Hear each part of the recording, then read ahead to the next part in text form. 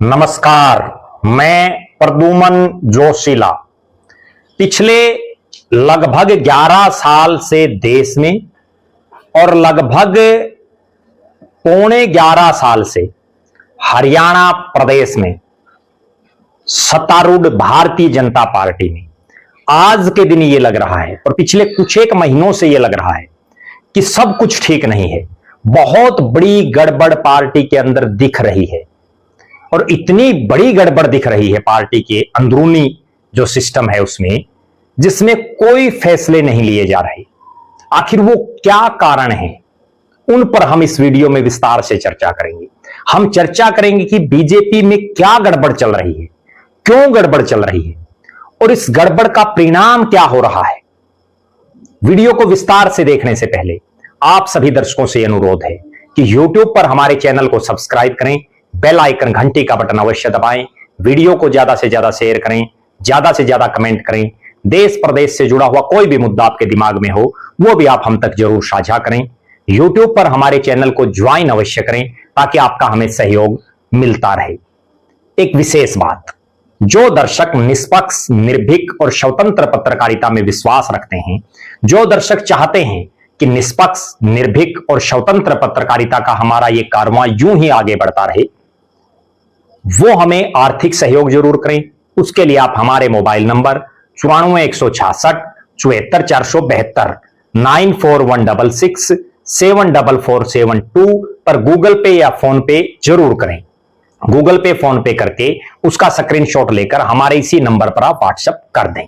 हमने खास मुहिम चलाई हुई है। जो भी दर्शक हमारे वीडियो को ज्यादा से ज्यादा शेयर करते हैं, हमारे वीडियो को अपने सभी व्हाट्सएप ग्रुपों में, अपने तमाम साथियों तक, सोशल मीडिया के विभिन्न प्लेटफॉर्मों पर शेयर करते हैं, कमेंट करते हैं, उनका नाम हम अपने वीडियो में लेते हैं। और उसके लिए आपको करना केवल इतना है कि वीडियो को ज्यादा से ज्यादा शेयर करके उसका स्क्रीनशॉट लेकर हमारे मोबाइल नंबर 94 166 74 472 9416674472 पर आप व्हाट्सएप कर दें।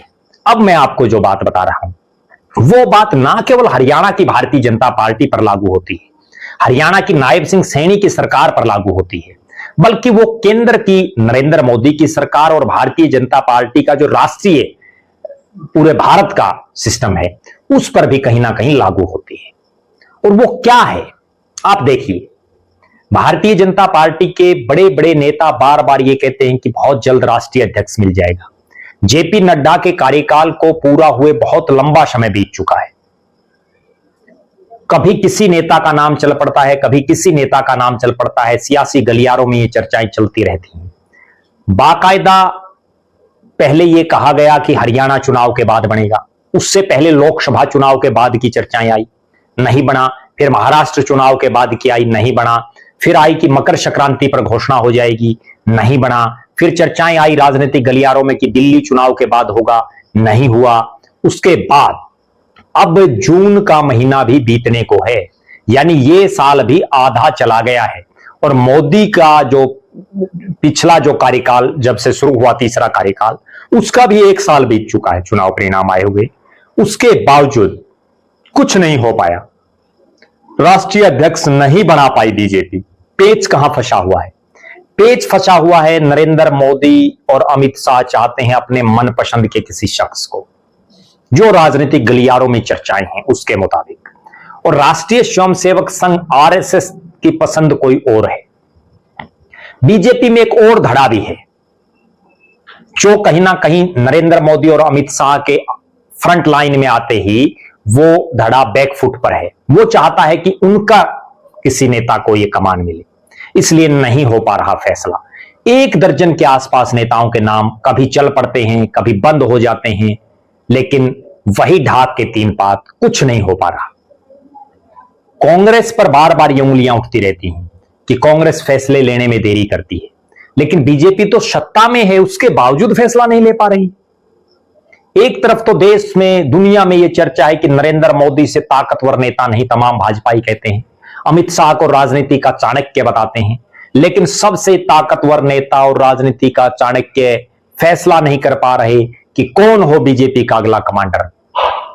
अब आ जाइए हरियाणा के संदर्भ में। हरियाणा में नया प्रदेश अध्यक्ष कौन हो? इसको लेकर के पिछले कई महीनों से खूब चर्चाएं हैं। और हरियाणा तो वो प्रांत है बीजेपी का जिस पर बहुत कम नजरें हैं। जो भारतीय जनता पार्टी ये कहती है कि एक व्यक्ति एक पद, हरियाणा वो प्रदेश है जिसमें एक नेता नाम है नायब सिंह सैनी। वो मुख्यमंत्री भी, वो प्रदेश अध्यक्ष भी लगातार कई महीने रहा। उसी के नेतृत्व में लोकसभा के चुनाव हुए, प्रदेश अध्यक्ष भी वही, मुख्यमंत्री भी वही, यानी एक व्यक्ति दो पद। कहां गया वो फॉर्मूला? मोहनलाल बड़ोली बनाए गए। लगातार हरियाणा प्रदेश के चुनाव का जब परिणाम आया उसके बाद से ये चर्चाएं हैं कि आखिर नया प्रदेश अध्यक्ष कौन हो। बहुत नेताओं के नाम चले, 1 दर्जन के आसपास नेताओं के राजनीतिक गलियारों में चर्चाएं, बड़े बड़े बीजेपी के नेता बयान भी देते रहे, लेकिन कुछ नहीं हो पाया। वही केंद्रीय नेतृत्व की तरह हरियाणा में भी बीजेपी फुस हो गई इस मामले में, कुछ नहीं कर पाई। बहरहाल क्यों नहीं कर पाई, उसके पीछे भी एक बहुत बड़ा कारण यह है कि मोहनलाल बड़ोली को दोबारा बनाया जाए। जैसे ही उनका नाम आगे चलता है तो एक ऐसा जिन्न बाहर आ जाता है जो उनके गले की फांस बना हुआ है। और चूंकि संगठन निर्माण का काम बीजेपी में चल रहा है, बूथ अध्यक्ष से लेकर के और राष्ट्रीय अध्यक्ष तक बनना है, लिहाजा हरियाणा का भी प्रदेश अध्यक्ष बनना है, लेकिन बीजेपी नहीं फाइनल कर पा रही है। बड़े बड़े नेता आ चुके हैं दौरे पर हरियाणा के, लेकिन वही ढाक के 3 पात, कुछ नहीं। अब आ जाइए अगली बात पर। बीजेपी के वर्तमान प्रदेश अध्यक्ष मोहनलाल बड़ोली सहित बीजेपी के कई बड़े नेता बार बार इस तरह के बयान दे चुके हैं कि बहुत जल्द चेयरमैन बनेंगे। बाकायदा पानीपत के, समालखा के, पट्टी कल्याणा में मीटिंग की डेट तक भी आ गई कि ये 3 दिन मीटिंगें चलेंगी। प्रदेश के प्रभारी डॉक्टर सतीश पूनिया ने भी दिल्ली, रोहतक और पंचकुला में कार्यकर्ताओं की मीटिंगें ली। चेयरमैन बनाने के लिए नेताओं ने खूब आवेदन दिए। लगातार पिछले 8 महीने से चंडीगढ़ और दिल्ली की भागदौड़ नेता कर रहे हैं। कोई आरएसएस के नेताओं से मिल रहा है तो कोई भाजपा के बड़े नेताओं से मिल रहा है, लेकिन वही ढाक के 3 पात, कुछ नहीं हो पा रहा है। केवल बयानवीर बन करके बीजेपी के नेता बने बैठे हैं। अभी ताजा तरीन मोहनलाल बड़ोली का फिर बयान आया है कि 1 महीने में हम बना देंगे। कितनी बार वो कह चुके हैं, कितनी बार और नेता कह चुके, कौन विश्वास करे? आखिर जनता और बीजेपी के नेता और कार्यकर्ता कब तक इन पर विश्वास करेंगे? इसके पीछे भी क्या कारण है? इसके पीछे भी कारण यही है कि बीजेपी में अंदर खाने गुटबाजी खूब है। जो भारतीय जनता पार्टी के नेता ये आरोप लगाते हैं बार बार कि कांग्रेस संगठन नहीं बना रही, कांग्रेस में गुटबाजी है, खेमेबंदी है, धड़ेबंदी है, तो बीजेपी कहां बना रही है? ना उनका प्रदेश का अध्यक्ष बन पाया, ना सरकार के चेयरमैन बन पाए। अब इससे भी अगली बात, बीजेपी ने जिला प्रधान ठीक है 2 दिन में मीटिंगें करके डिक्लेयर कर दिए। उसके बाद प्रदेश के अध्यक्ष मोहनलाल बड़ोली का एक बयान आता है कि वो डेट भी बताते हैं बाकायदा कि इस दिन तक हम जिला कार्यकारिणी घोषित कर देंगे, लेकिन आज तक वो जिला कार्यकारिणी में घोषणा का गह भी नहीं हो पाया। कांग्रेस पर आरोप लगाने वाले भाजपाई नेताओं को यह सोचना चाहिए कि आपकी पार्टी का संगठन कहां है, कहां है आपकी जिला की टीम?